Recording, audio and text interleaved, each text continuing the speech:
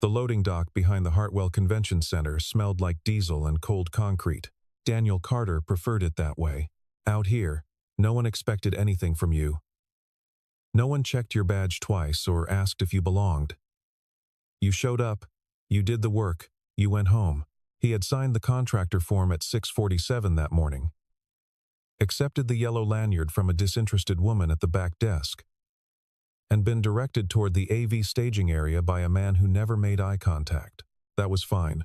Daniel didn't need eye contact. He crouched beside a cable management trunk the size of a refrigerator and ran a hand along the interior conduit. Someone had routed the signal feeds through the wrong housing HDMI over a run meant for Cat 6, 6 meters of it, and they were expecting 4K output on the main stage in 4 hours. He'd seen this mistake before. He'd made this mistake before, years ago, when he was young enough to be embarrassed by it. Emma, he didn't look up. Stay on the yellow tape. I know, Dad. She was 6 years old, and she knew the rules. Yellow tape meant a safe zone. Red tape meant stay back. No touching anything that blinked. He'd taught her all of it after the third time he'd brought her to a job site, because the first 2 times she had wandered, and the wandering had cost him 10 years off his life. She sat now on the equipment case he designated as her spot, her backpack in her lap, her feet dangling above the floor. She was drawing something in her sketchbook. She was always drawing something. The convention hall on the other side of the double doors was a different world. Daniel could hear it through the gaps. The precise click of expensive shoes on polished concrete. The low murmur of rehearsed conversations. The testing cadence of a sound system being calibrated. He'd worked enough of these events to know what they cost. The flowers alone would run more than his monthly rent. The doors swung open at 9:15. He heard the change before he saw it. A shift in the quality of the noise on the other side. A sudden stillness, as if the room had remembered its posture. He glanced up from the cable trunk in time to see a woman walk through the far entrance of the staging corridor. She was not loud about it. That was the first thing he noticed. Some CEOs arrived like weather systems, assistants orbiting, publicists moving ahead, an advance wave of people whose sole job was to clear the path. This woman walked with 2 people behind her, and no one in front. She wore a dark blazer with a collar that sat high and precise, and her pace was unhurried in a way that somehow made everyone around her move faster. Daniel looked back at his cable run. She was probably the CEO. The event branding everywhere said Laurent Systems 10th Anniversary Vision Forum. He'd seen the name on the contract forms. He hadn't looked further than that. From across the corridor, from behind the glass partition that separated the staging area from the main floor, Sophia Laurent looked at the man crouching by the cable trunk. She stopped walking. Her assistant, Marcus, took 2 more steps before realizing she'd paused and doubled back. Miss Laurent, give me a moment. She studied the man carefully, the angle of the shoulder. The way he held the cable 2 fingers, not a fist. The way a technician holds a line when he knows the gauge matters. Dark hair, a little long, a gray work shirt with a stain near the second button that he hadn't noticed or hadn't cared about. He was thinner than she remembered. His face was harder, but she remembered the face. She had spent 15 years building an architecture of control around that memory, categorizing it, filing it away, deciding it had no operational relevance to her present life. She was good at that. She was extraordinarily good at that, but the face was still the face. Continue, she said to Marcus, and kept walking. Daniel didn't look up again. He had a cable run to fix. Emma did look up, though. She watched the woman in the dark blazer disappear through the glass doors, and then looked back at her sketchbook. She picked up the gray pencil, the one she used for faces she wasn't sure about yet. She started drawing. Sophia Laurent did not believe in nostalgia. She believed in pattern recognition. The past was useful insofar as it generated data. Sentiment was a luxury she had decided. At 19 years old, she could not afford. By 35, she had assembled that decision into something that looked, from the outside, like serenity. Cold and clean and correct. She stood now in the green room behind the main stage, holding a glass of water she hadn't drunk, and she allowed herself 3 minutes. This was a private accounting system she had developed over the years. 3 minutes per emotional disruption, categorized and resolved. It was efficient. It worked. The first image that came back was not dramatic. It never was. Memory had a way of skipping the grand gestures and returning to the small textures, the particular quality of afternoon light through old-school windows, the sound of a plastic chair scraping linoleum. She had been 14. The winter that year had been unusually hard. And her family had been the particular kind of poor that meant you ate, but you ate badly. And some mornings she had come to school already tired in a way that had nothing to do with sleep. She had been sitting at the back of the classroom during lunch. She had developed the habit of eating fast and then sitting with a book so that the absence of a lunch group looked like a choice. And 3 girls had moved her bag, not a dramatic gesture. They had simply placed it on the floor, taken her seat, and spoken to each other across the space where she had been, as though the relocation of Sophia's presence was a minor administrative decision. She hadn't moved to get the bag. She was still calculating the cost of moving the scene it would create, the attention it would draw when Daniel Carter had picked up her bag from the floor. He hadn't said anything to the girls. He hadn't made a speech. He'd carried the bag to the back corner table, where Sophia had retreated, and set it on the chair beside her, and then sat down himself with his own lunch. "I'm Daniel," he'd said, as if they hadn't been in the same class for 2 years. "I know," she'd said. "Yeah." He'd opened his sandwich. "This seat taken?" It was not a dramatic rescue. There was no confrontation, no villains put in their place, no applause. He had simply decided to sit with her, and then done it every day for the rest of that semester. And then the one after. Once it had been February, the worst month. He had slid half his lunch across the table without comment. She had been too proud to take it and too hungry to refuse. She had eaten it staring straight ahead, and he had pretended not to notice. One day, he had said, on the last week before spring break, packing up his bag, "You'll be the one in the room that everyone's looking at." She had thought it was a stupid thing to say. A useless thing. The kind of thing people said when they didn't know what else to say.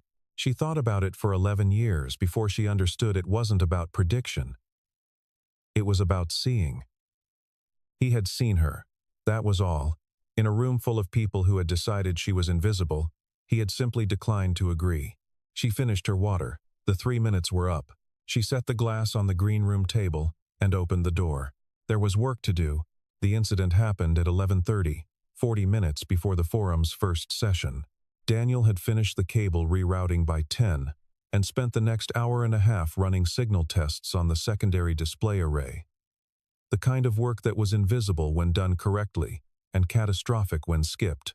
He'd found 2 loose connections in the 3rd rack and fixed them without logging the discovery, because logging required the site manager's countersignature, and the site manager was a man named Gerald Phipps who had already demonstrated, twice that morning, that he was operating on approximately 4 hours of sleep and the specific anxiety of a person whose name was on the contract. At 11:28, a wireless transmitter in the presenter's lectern began cycling through channels incorrectly. It was a firmware glitch. Daniel had seen it before. In a different model, a different venue, and the fix required a physical reset on the transmitter unit itself, which meant accessing the interior of the lectern. He was crouching beside it, panel open, when Gerald Phipps found him. "What are you doing?" The words came out at a volume that turned heads across the staging area. Daniel looked up. "Transmitter's firmware cycling." "I need to. I didn't authorize anyone to open that panel. The lectern's going to drop signal during the keynote if we don't get away from it." Phipps stepped forward. He was the kind of man who used physical proximity as a management tool. "You're a day contractor. You touch what you're assigned, and nothing else. Do you understand me?" A few people had stopped moving. 2 of the event staff were watching from the corridor. One of Sophia's communications team, Daniel, would recognize the badge, later had paused near the side entrance. "There's a transmitter failure," Daniel said. His voice was even. "I can show you in the manual if I don't need a manual. I need you to close that panel and go back to your assigned station." Daniel looked at the open transmitter for a moment. He thought about explaining, Again, what would happen in 40 minutes when the keynote speaker's wireless feed dropped out in front of 400 people? He decided it wasn't worth it. He closed the panel. He stood up. He picked up his tool bag. He didn't apologize. He also didn't argue. He simply moved. Emma had watched the whole thing from her case near the back wall. She had stopped drawing. She was still holding the gray pencil. When Daniel came back to the staging area, she didn't say anything. She slid off the case and stood beside him and put her small hand into his. He squeezed it once. That was all. He went back to the cable certification test. His hands were steady. The tool moved at the same pace it had moved before. Nothing in his exterior betrayed the particular cost of absorbing humiliation in public without breaking posture, without making anyone else responsible for cleaning up the emotion of it. This was, Emma had noticed, something her father was very good at. She wasn't old enough to name the skill. She understood it the way children understand adult competencies, through observation, through accumulation of specific instances, through the slow comprehension that some things people do require enormous invisible effort. She picked up the gray pencil again. She didn't draw what had happened. She drew what came after her father at the cable tester. Bent slightly forward. Focused on the work. The quiet certainty of a person who knows what they're doing and no longer needs anyone else to confirm it. She wasn't sure why she drew that instead of the other thing. She thought it was probably the more important picture. In the glass-walled corridor above the staging floor, Sophia Laurent had also watched. She had been in transit between the green room and the communications suite, and she had stopped at the glass the way she'd stopped that morning without announcement, without drawing attention to herself. She watched Daniel pick up his tool bag. She watched the way he held his shoulders, not deflated, not rigid, just carrying the weight of something that had been placed there without his consent, moving with it the way you move with weather. She had seen that posture before, in her own mirror. For years, she turned away from the glass. She had a keynote to prepare. She had 400 people waiting for her to walk out on a stage and speak with conviction about the next decade of her company's infrastructure vision. And she would do that, she would do it well, because she was extremely good at performing competence, even when other things were occupying her attention. But the image followed her. She stood at the side of the stage, 30 seconds before her cue. And what she was thinking about was not the keynote. She was thinking about the lectern, about the transmitter panel that Daniel had closed without arguing, about what was inside it right now, ticking toward the moment the signal would drop 40 minutes into the keynote, based on the cycling rate she'd estimated from what she'd half overheard of his explanation. She had someone from her communications team quietly notify the stage manager before she walked out. "Fix the transmitter," she said. "Third rack, lectern interior. The cabling contractor can walk you through it." The stage manager looked at her. She smiled, which was the expression she wore when she was done explaining something. She walked out onto the stage. 38 minutes into the keynote, with 280 people watching, the wireless feed was perfect. No drop, no stutter. Gerald Phipps never knew why. The main system failure came at 12:09. It was not small. The signal matrix that controlled audio routing for the main hall, the overflow room, and the live translation booths lost synchronization simultaneously, a cascade event that none of the senior AV technicians could immediately diagnose. The error codes on the master console were contradictory. One unit reported a hardware fault.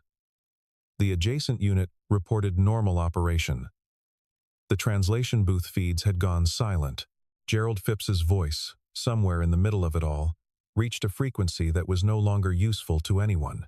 Daniel was at the secondary equipment station, running a cable certification test. When he heard the quality of the noise change, he stood up. He did not move fast. He walked to the edge of the commotion, stood back from the cluster of technicians around the master console, and watched. He was watching the error codes.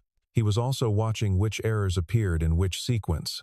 Because sequence was the thing people missed when they panicked, they saw the state, but not the transition, the position, but not the velocity. It took him 3 minutes and 40 seconds. "Your routing matrix is polling the wrong priority table," he said. No one heard him. Too much noise.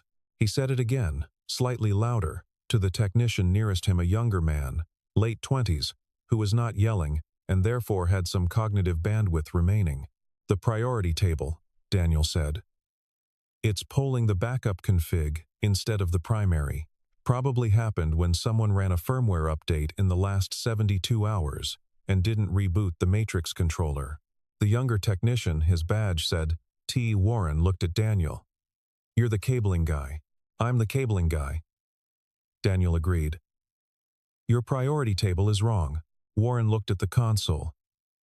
He navigated to the System Administration menu, found the routing priority table, and read the active config. He looked at the backup config. He said a word that was not appropriate for a professional environment. "How do I force it back to primary?" he asked. Daniel told him. 3 steps, specific key sequence. Warren did it. The error codes cleared. The translation booth feeds came back. The room did not applaud. Gerald Phipps said something to the effect that he'd been about to try that exact solution. 2 of the senior technicians exchanged a look. Daniel went back to his cable certification test. In the security office on the 2nd floor, Sophia Laurent was watching the floor feed from camera 4. She had been watching since the cascade failure began. She replayed the 90-second segment 3 times, the part where Daniel stood at the edge of the crowd and watched the errors sequence, the part where he spoke to the younger technician, the part where the system came back online. She pulled up the contractor database on her tablet and searched his name, Daniel James Carter. Contractor, day rate. Listed specialty, AV, and low-voltage systems. She cross-referenced with the main system, the one her HR team used, with full employment history. She sat with what she found for a long time. His full record read like a redaction. Daniel Carter, formerly Lead Systems Engineer, Meridian Networks. 7 years. Senior Project Lead on infrastructure contracts that her own company had tendered against. She recognized 2 of them. Competitive bids from 5 and 6 years ago, or projects that had gone to other firms, but that Meridian had pushed hard for. Resignation date, approximately 4.5 years ago. No subsequent employment in his field. A series of contractor day rate engagements, AV, low voltage, general technical labor. The kind of work that uses the knowledge and ignores the credential. Sophia noted the gap, the clean discontinuity between what he had been and what he was now, and then noted it again more carefully, the way she noted anomalies in financial projections. Something had happened in that gap. Something large enough to redirect the entire trajectory. She didn't speculate. She made a note to ask Marcus to pull what was publicly available. The answer came back in 20 minutes. His wife, Rebecca Carter, née Hollywell. A car accident on Route 7 inches November, 4.5 years ago. 2 vehicles. She had been the driver. She had not survived. Sophia set down her tablet. She looked at the camera feed. Daniel was back at his station, doing something methodical and slow with a cable tester. Emma was on her case, drawing. Sophia looked at the child, 6 years old, which meant she had been approximately 18 months old when her mother died. She would not remember her, not really. She would have inherited photographs and stories and the shape of an absence. Sophia understood, with a particular precision, what it was to grow up shaped by an absence. At 2:45, one of the event volunteers, a young woman who handled the hospitality circuit, came to the staging area with a tray of refreshments. She paused at Emma's case, offered the tray, and Emma had politely declined, and then, because she was 6, immediately changed her mind and taken a cookie. The volunteer laughed and moved on. Emma looked at the cookie, then at her sketchbook, and then held the cookie in one hand and the pencil in the other, and kept drawing. Later, when the staging area cleared for the afternoon session, Marcus came to Daniel's station with a message from Miss Laurent's office, a routine contractor courtesy check, the cover story said. He paused near Emma's case. "That's very good," he said, looking at the sketchbook. Emma held it up. She had drawn the 2nd floor corridor, the glass, the railing, the way the light came through. In the corridor, looking down, she had drawn a woman. The lines were simple, the way a child draws, but the posture was accurate, the set of the shoulders, The way the head was turned, slightly, as if looking at something she hadn't decided about yet. Marcus looked at it for a moment, and then went back upstairs without a word. He set the sketchbook page photograph. He'd quietly taken one on Sophia's desk without comment. Sophia looked at it for 40 seconds. Then she put it in her desk drawer, and did not look at it again that day. But she did not throw it away. The crisis broke open on a Wednesday, 9 days after the forum. It came the way real crises came, not announced, not dramatic at first, just a small flag in a monitoring report that a junior analyst almost missed. A data integrity anomaly in the client-facing product portal. Isolated, the report said. Contained, the report said. By noon, it was neither. By 2 p.m., Sophia's head of security, a careful man named Howard Reeves, was standing in her office, saying words like lateral movement and privilege escalation in the flat, controlled tone of someone delivering information they would very much prefer not to be delivering. The attack was not external. That was the part that made it different from a standard breach. An outside attacker left traces at the perimeter logs, packet data, anomaly signatures. This had come from inside.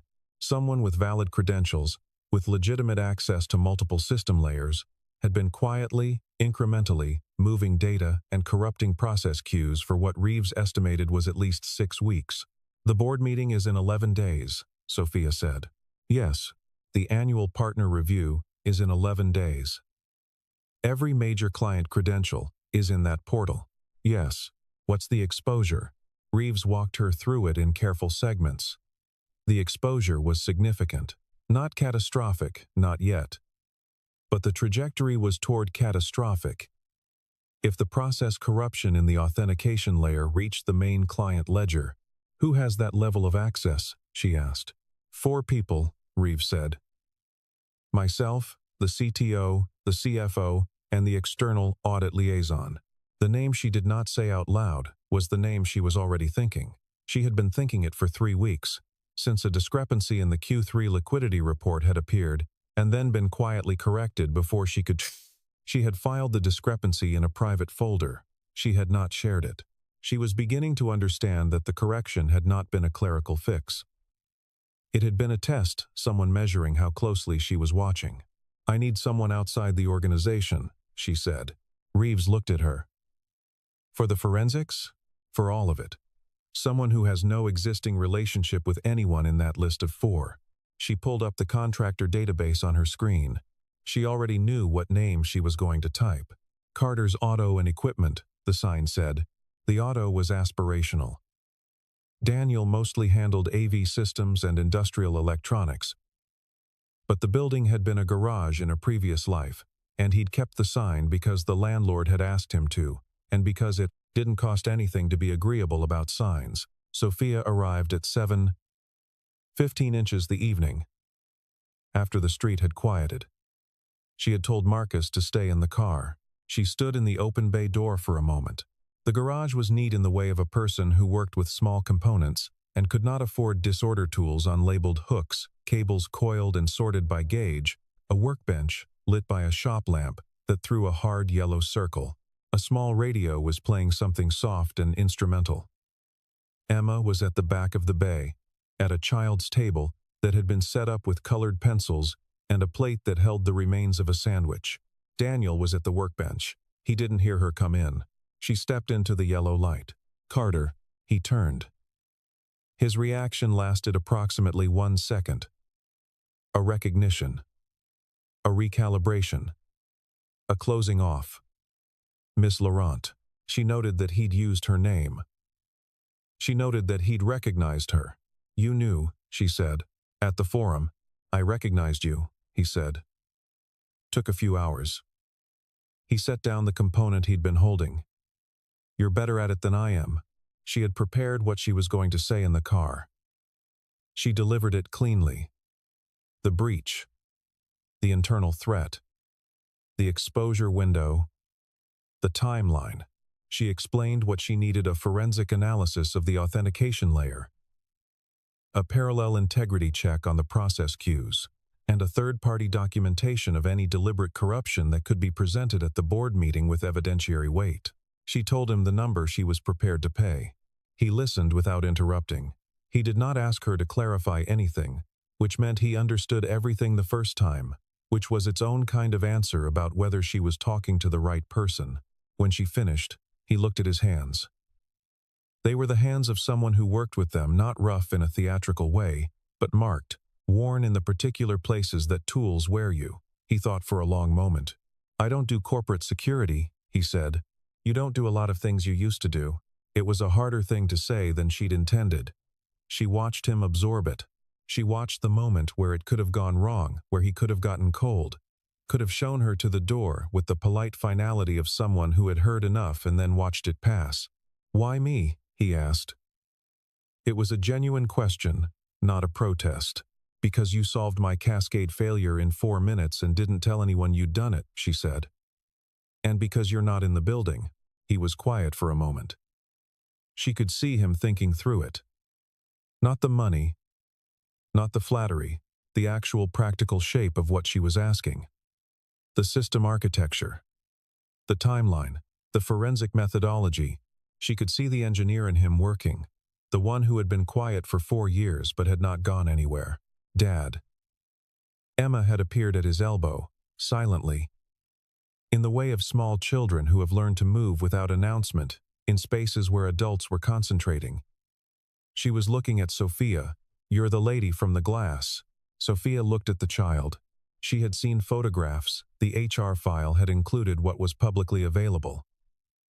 And there were photographs on a community foundation page where Daniel had quietly supported a children's literacy program, Emma occasionally visible at the edges of the images. But photographs did not prepare you for the particular quality of a child's attention. Emma looked at Sophia with the unguarded directness of someone who had not yet learned to manage her face. From the picture, Emma clarified helpfully. "I drew you," Sophia said. "I know. I saw it." Emma considered this. "Did you like it?" It was very accurate. Emma seemed satisfied with this assessment, in a way that suggested accuracy was her primary artistic metric. She looked at her father. "She seems sad," she said. At a volume that was not quite a whisper, the observation landed in the room and stayed there. Daniel looked at his daughter for a moment. Something moved behind his eyes, the particular complexity of a parent, absorbing the fact that their child has said something true in public. He looked back at Sophia. "I have conditions," he said. "Tell me, I don't sign anything that implicates people who weren't involved. If I find collateral damage in the logs, employees who got used, people who had no idea, that stays clean." "Agreed. I work my own hours. I don't report to anyone on your security team. Reeves will need to know you're in the system. He can know I exist. He doesn't supervise me." "Agreed." Daniel looked at the workbench, then back at her. Something about his expression had shifted, not softened, exactly, but resolved. The way a person looks when they've finished the calculation and committed to the answer. "That's a lot of money," he said. "It's a significant problem. I know." He paused. "I'll do it for half." She stared at him. "Don't," he said, before she could speak. "I know what you're doing. You're paying a premium because you think I'll feel indebted to you. I don't work well in debt." The observation was so precise, so specifically, accurately aimed, that she had to take a moment with it. She had, in fact, been calculating the premium. Not consciously. She would have said, if asked, that the number was simply market rate, but he had seen something in the number that she hadn't fully acknowledged in herself. "Half," she said. "Fine." He nodded. He reached past Emma for a notepad and wrote down the secure access protocol he'd need. His handwriting was clean and small, the handwriting of someone trained to label things accurately, to make notes that would still be legible 6 months later when the project was done. He handed her the notepad. "I'll start Thursday morning," he said. Emma had gone back to her table at some point during the conditions. She was drawing again. Sophia glanced at the page as she turned to leave. It was an early sketch, loose lines, exploratory. A garage, a workbench. 2 people standing at a distance from each other that was smaller than it had been at the beginning of the conversation. Emma did not look up. Sophia walked out into the dark street and got into the car. He worked in a room. Not a war room, he'd told Sophia, when she'd offered the conference suite, that he didn't need a conference suite. He needed a stable connection, a second monitor, and quiet. She had set him up in a storage office on the 3rd floor. A room that smelled of old paper and was furnished with a table, 2 chairs, and a window that looked out at the parking structure. He worked for 6 days. Emma went to school during the hours she had school, and on the afternoons she didn't. She came with him and sat at the 2nd chair with her sketchbook and her pencils, and did not make noise. He had arranged this with Sophia's office, not asked, arranged, presenting it as a logistical fact rather than a request. Sophia's assistant had said yes before he'd finished the sentence. What Daniel found in the system was careful. That was the word he kept returning to. The corruption was not aggressive. It was not the work of someone in a hurry. Whoever had done this had been patient, had understood the architecture well enough to move through it without triggering the standard anomaly detection, had made each individual change small enough to read as noise.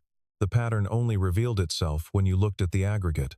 When you charted the micro-corrections over time, they formed a coherent direction toward the client authentication layer, toward the credential storage, toward the component that verified board-level access during governance events. Someone wanted to be in the room at the board meeting.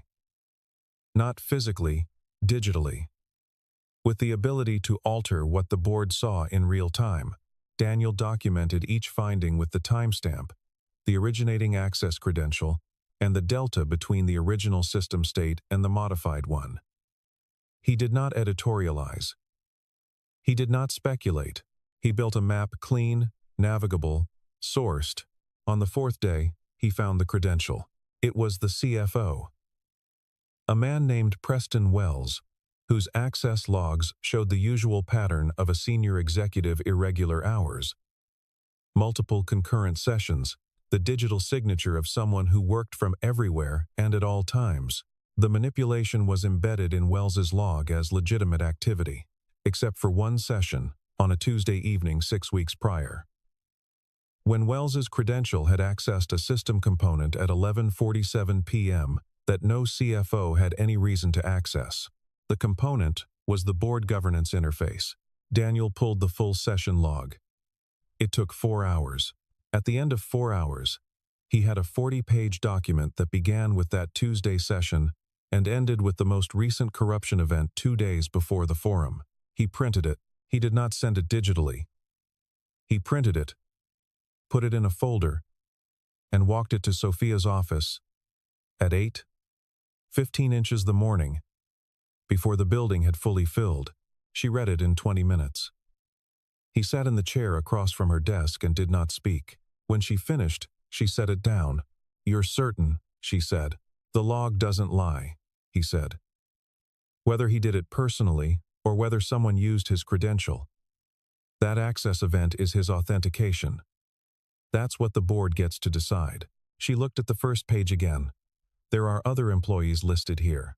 3 people whose access was used without their knowledge. 1 junior analyst whose account was cloned. She had no idea. I've marked them clearly. They're clean. Sophia looked at him. You spent a day on that, she said. Making sure they were clean, that was the condition. She was quiet for a moment. Then she said, I need to brief legal. I'll be in the storage office, he said. The board meeting was not the dramatic confrontation of movies. It was quiet and procedural and methodical in the way that serious corporate matters tended to be when handled correctly. Sophia had briefed the board chair the evening before. Legal had reviewed Daniel's documentation and issued a 2-page assessment of its evidentiary integrity. The external audit liaison who was not implicated had independently verified 3 of the key findings. Preston Wells arrived at the meeting at 9 and left it by 10:15, accompanied by 2 people from legal and without his company devices. The remaining board members spent the rest of the morning in closed session. Sophia was present. She answered questions. She provided the documentation. She did not editorialize. The board voted to retain her as CEO with a unanimous affirmation. The governance structure would be reviewed. An external forensic firm would be brought in for a full audit. These were the practical consequences of what had happened, and she met them all with the same even attention. She went back to her office at 1:30. She sat for a while. Then she took the elevator to the third floor.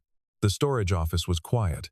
Daniel was at the table, running what appeared to be a final cleanup review. He was methodical, she had learned. He didn't close a case without checking it again from the other end. The second chair was empty. Emma was at school. She stood in the doorway. He looked up.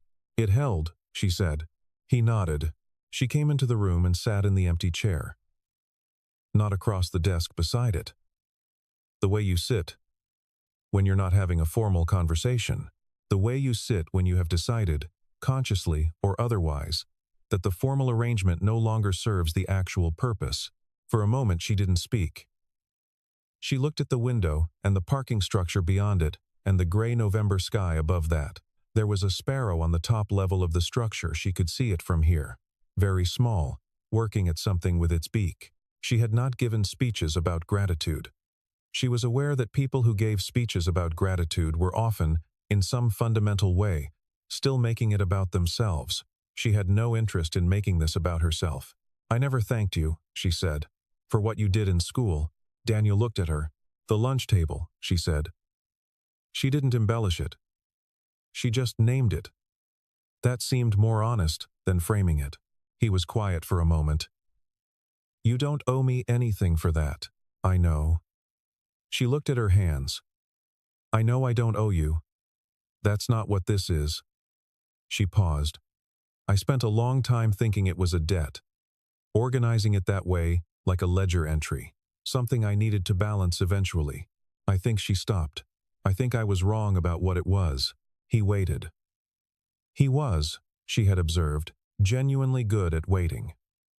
Not the performance of patience, where you see the effort to stay still. Actual patience, the kind built out of years of work that required it. "You just sat down," she said. "That's all you did. You just sat down next to me. You didn't make a speech. You didn't tell those girls they were wrong. You just decided I was worth sitting next to, and then did it." "I remember," he said. "It changed things. More than you knew." She looked at him. Her face was, for a moment, simply what it was, without the architecture of control. Without the precise management of expression that had become, over 20 years of professional life, second nature. "I was good at being alone before that. I'd built the whole system, the books, the back corner, the fast eating, all of it. And then you disrupted the system, and I wasn't good at it anymore." She paused. "And then you moved schools at the end of that year, and I had to rebuild it from scratch." He looked at her carefully. "I became very good at it again," she said. "Better than before, actually. I had more practice. A beat. I built a company on it." He said nothing, but his expression had changed just slightly, just enough. The careful neutrality had something else in it now, not pity, something more respectful than that. "I heard about your wife," he said. "I'm sorry." The words were simple. He said them simply, without the careful packaging people sometimes put around condolences, the distancing flourishes, the qualifying clauses, the linguistic padding that is really about the speaker's discomfort rather than the listener's grief. Just, "I'm sorry." Present, direct, offering nothing except the fact of having heard. She absorbed it. She had received condolences. In the abstract she'd read about Rebecca Carter in the contractor database, and had felt something she couldn't fully categorize, some compound of grief and recognition, and a strange specific ache. The ache of understanding what it costs to lose the thing that made you less alone. "The job offer," she said, after a moment. "The one I haven't made yet." He almost smiled. "I'm listening. Not the position I was going to offer you," she said. "That one senior internal security architect, full compensation package. Office on the 4th floor. You'd have said no." "I'd have said no," he agreed, "because it would have required you to be somewhere specific at specific times, and Emma needs to know where you are, and you need to be able to leave when she needs you, and because you'd have been reporting to people who haven't earned it yet. And because..." She paused. And because I think you've been someone's employee before, in the formal sense, and the formal sense is not currently how you want to live." He looked at her with an expression she couldn't quite read. Something between wariness and something warmer. Held very carefully. "What I'm actually offering is a retained consulting arrangement," she said. "Project-based. You set the hours. You work your other contracts. You bring Emma when you need to." She paused. "Medical coverage for both of you. Full. From the first day." He was still. "The medical," she said, "is not negotiable." He looked at the table. Something in his jaw shifted, a small, controlled thing. The movement of someone absorbing something they hadn't allowed themselves to want. Not because they didn't want it, because wanting things that aren't certain is a particular kind of expenditure, and he had learned to be careful with expenditures. "The coverage would follow Emma," she said. "Not the engagement. If we ever stop working together for any reason, she keeps it for 2 years. He looked up. She met his eyes and did not look away. "Why?" he asked. "Because you marked 3 employees as clean in a forensic report," she said. "Because you spent a full day making sure they were clean before you brought me the document. Because you printed it instead of emailing it, which was the right call, and which told me something about how you handle sensitive information." She paused. "Because some things should be simple. Giving a child consistent medical coverage is a simple thing. I would like to do a simple thing." He looked at the window for a long time. Long enough that she didn't speak. Because this was a decision, and decisions deserved their room. "Okay," he said. The arrangement became, over the weeks that followed, a rhythm. Not a dramatic transformation. Not a restructuring of anyone's life. A rhythm, the small repetitions that, accumulated, become the shape of something. He came in on Tuesdays and Thursdays. He used the storage office, which someone had quietly furnished with a proper desk lamp and a second monitor without anyone mentioning it. On the days Emma had a half day, she came too. And the building's hospitality staff, without instruction, without an announcement, began keeping a small supply of apple juice and those particular crackers that children have opinions about. Emma drew in the storage office while her father worked. She drew Sophia often. She was getting better at faces, the proportions were more accurate now, the expressions more differentiated. One morning she held up a drawing for Daniel's assessment. Sophia at her desk. Head down. Working. "Is that good?" Emma asked. "The nose is right," Daniel said. Emma looked at the drawing critically. "I'll fix the chin." She did. Sophia did not visit the storage office often, but she did not avoid it. She came when there was something to discuss, a new project scope, a technical question, a follow-up on the audit findings, and she stayed for the discussion and then left. These were professional visits. They were conducted professionally, except that they took longer than they needed to, not by much. 10 minutes here, 15 minutes there.